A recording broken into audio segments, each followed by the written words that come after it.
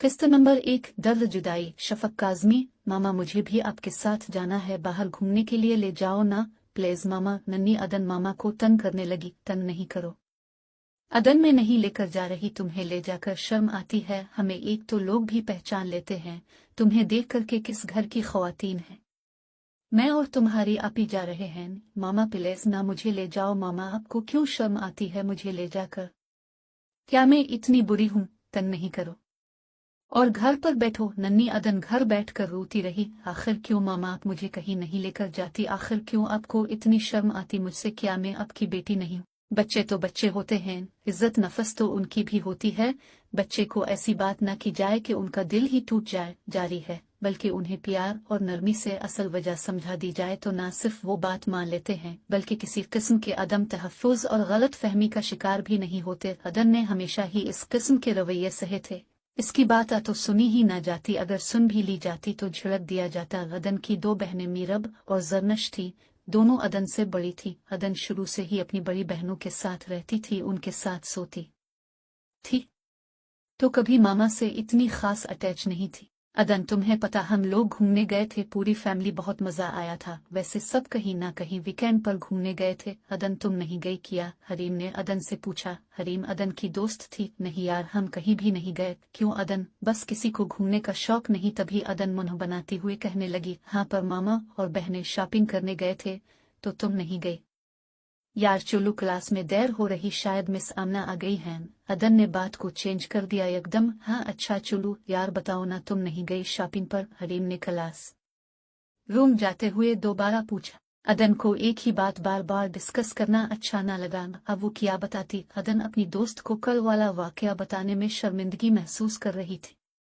अदन ने बात बदलते हुए कहा, यार आज तो मिस ने टेस्ट भी दिया था, मुझे एक नज़र देखना है। ओके चलो। मामा कैसी हैं अब? अदन मामा के पास लेट कर बोली। अदन मेरे पास नहीं, लेटो रूम में जाओ, मुझे तुम्हारी आदत नहीं है, मेरे जिस्म में दर्द होता है। अदन आदास होकर अपने रूम में आ गई। आप ही क्या कर रही हो? अदन ने मीरब से पूछा। अदन प्लीज मुझे पढ़ने दो, मैं अखबार पढ़ रही हूँ, मुझे भी गेम खेलनी है, मुझे भी खेला आ प्लीज। अदन ने जरनश को कहा। अदन क्या मसला है? खेलने दो मुझे, अभी आ जाती हो हर वक्त तंग करने। अभी तो लैपटॉप अलिफाटे आलिफ है।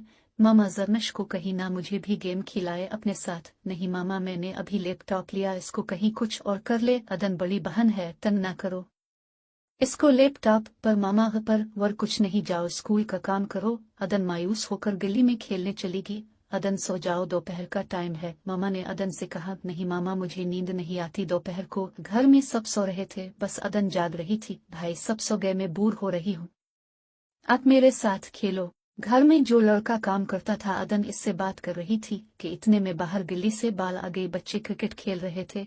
उफ भाई बाल आ गए, अब देखना ये सब शोर मचा देंगे, सब सो रहे हैं, जाग जाएंगे। अदन ने बाल अलिफाटे कर गिल्ली में फेंक दी ताकि कोई दरवाजा ना बजाए। इतने में बच्चों ने जोर से दरवाजा बजाना शुरू कर दिया। हमारी बाल दो। अरे यार फेंक तो दी है, चेक करो। भाई बाल आ गई। इतने में किसी ने इसको कहा, ओके सॉरी। अदन किस से बातें कर रही हो, अंदर आओ।